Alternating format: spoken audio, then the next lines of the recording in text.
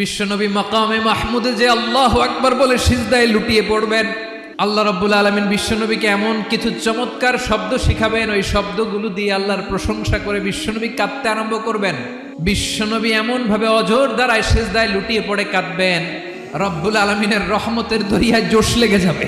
রব্বুল আলামিন এই দৃশ্য থেকে সহ্য করতে পারবেন না। রব্বুল আলামিন বলবেন, ইয়া মুহাম্মদ ইরফা রাসাক, ও নবী আপনি মাথা তোলেন, মাথা তোলেন, আপনার কান্না আমি সহ্য করতে পারি না।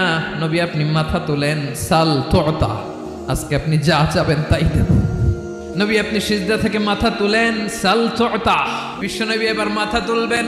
যে বিভীষিকাময় সময়ে প্রত্যেক নবী বলেছেন আমি পারবো না, প্রত্যেক নবী বলেছেন নফসি নফসি, আমার কি হবে আমি জানি না, আল্লাহ আমারে বাঁচাও। প্রতিটি নবী বলবেন নফসি নফসি, আল্লাহ তুমি আমারে বাঁচাও, আমারে বাঁচাও। বিশ্বনবী মাথা তুলবেন, তুলে বলবেন রব্বি হাবলি